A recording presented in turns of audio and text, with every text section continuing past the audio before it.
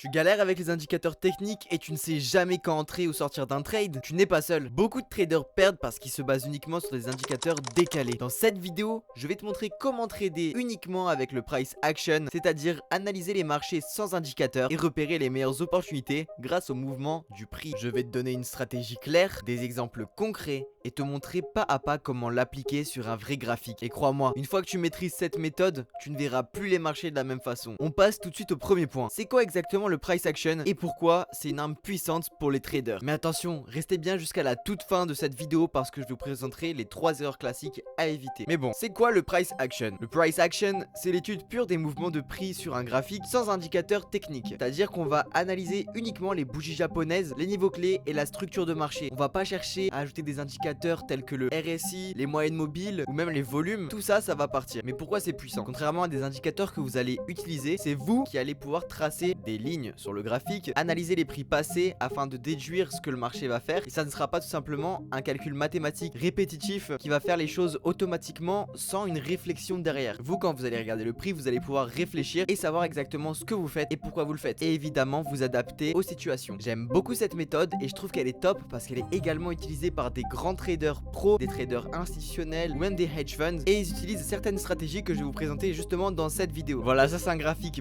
beaucoup trop rempli à mon goût et on se perd dans toutes les informations. Alors que là, en tradant avec du price action, on va avoir un graphique tout beau, tout épuré. Très bien, maintenant on va voir les 3 stratégies clés pour trader efficacement avec cette méthode. La première stratégie de la vidéo est une stratégie très connue et très utilisée parce qu'elle a prouvé qu'elle fonctionne très bien. C'est la stratégie de support et de résistance. Globalement, c'est des niveaux où le prix a réagi plusieurs fois. Il permet d'identifier des zones où les acheteurs et les vendeurs se battent pour envoyer le marché dans un sens ou l'autre. Pour l'interpréter, je vais pas me contenter de vous expliquer comment les repérer parce que tout d'abord, il faut comprendre pourquoi ça fonctionne. Le marché financier est un marché comme tous les autres et il est régi par la loi de l'offre et de la demande. Voici une courbe d'offre et une courbe de demande en fonction des prix et des quantités. Le marché financier respecte cela. Lorsqu'il y a une offre qui excède la demande, eh bien le prix va tomber, baisser, mais lorsque la demande excède l'offre, eh bien le prix va monter. En résumé, c'est ces zones-là qu'on va chercher à trader. Par exemple, on a cette zone graphique, on voit que les bougies tapent des deux côtés à chaque fois et que le prix n'arrive pas vraiment à prendre de décision dedans, que le marché bouge un peu avant d'aller vers le haut ou vers le bas. Et bien on peut voir qu'après son retour, le prix avait chuté après avoir été dans cette zone de demande. On peut prendre l'exemple de cette zone de demande. Et bien le prix à chaque fois venait tapoter la zone et lorsqu'il y est retourné finalement, le prix a fait sa décision et regardez, il n'a pas arrêté de monter. Il faut pas oublier que plus un niveau a été testé 2 fois par le prix, plus il est puissant et il va être dur à casser. Vous pouvez les repérer, alors c'est très simple. Ici on aurait pu en identifier un. Prenez toujours les mèches des bougies, c'est très important, ça compte dans les niveaux. Regardez là encore une fois, c'est un autre niveau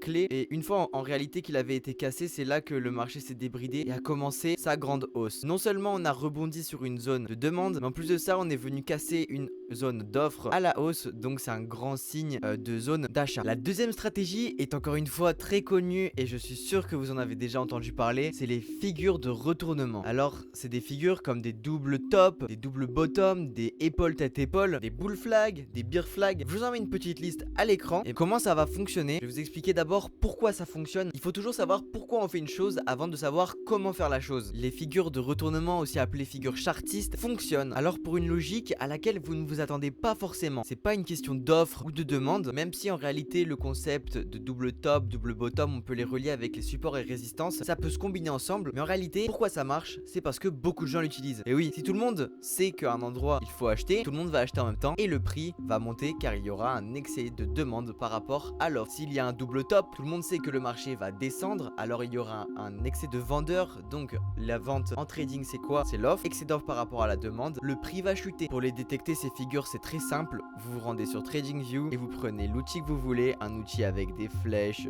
vous avez même des canaux parallèles pour dessiner des bear flags ou un peu ce que vous voulez. Vous pouvez un peu tout tracer. Je vous laisse un petit peu tester tous les patterns qui existent. Encore une fois, c'est un domaine dans lequel vous pouvez vraiment vous professionnaliser, avoir beaucoup plus d'informations que je vous ai dit dans cette vidéo. Alors si vous êtes intéressé, j'en ai fait une plus complète. Vous pouvez cliquer sur la fiche à l'écran en haut à droite. La troisième stratégie de cette vidéo va être de repérer les patterns de bougies japonaises. Pour cela, il faudra avoir un graphique en bougie, mais je pense que c'est déjà fait si vous vous intéressez un minimum au trading parce que c'est les graphiques les plus simples à lire. Tout d'abord, de quoi est composée une bougie japonaise? On a le corps de la bougie, la mèche supérieure, la mèche inférieure Les mèches, on peut aussi les appeler les ombres. Et les mèches représentent les mouvements que la bougie a fait avant sa clôture. Et à la clôture d'une bougie, selon la taille de la mèche, la taille du corps et les combinaisons de bougies, mais à une petite échelle, on pourrait savoir si le marché est plutôt haussier ou baissier. Alors je dis bien une plus petite échelle parce que contrairement au pattern chartiste de retournement de situation dans la stratégie 2, eh bien vous allez regarder les bougies, oui, de la même façon, mais à une plus petite échelle. Et les patterns ne sont pas les mêmes. Par exemple, une grande bougie très longue comme celle-ci indique un mouvement haussier, indique un mouvement potentiel haussier très important. Qu'est-ce qui s'est passé après? Oui, le marché était bel et bien haussier. Une grosse bougie indiquera un mouvement fort. Des grandes mèches indiqueront un mouvement faible. Pourquoi les grandes mèches indiquent un mouvement faible? Parce que ça indique qu'on est en train de toucher une résistance. Et oui, toutes les stratégies peuvent se combiner ensemble. Et si la mèche de la bougie est grande, ça veut dire que le prix a rebondi sur un niveau de prix. Donc ça veut dire qu'il y a soit un support, soit une résistance. Ici, je vous mets un petit exemple. À la clôture de cette bougie, il n'y a aucune mèche. La bougie est très fine. On aurait pu rentrer en position assez simplement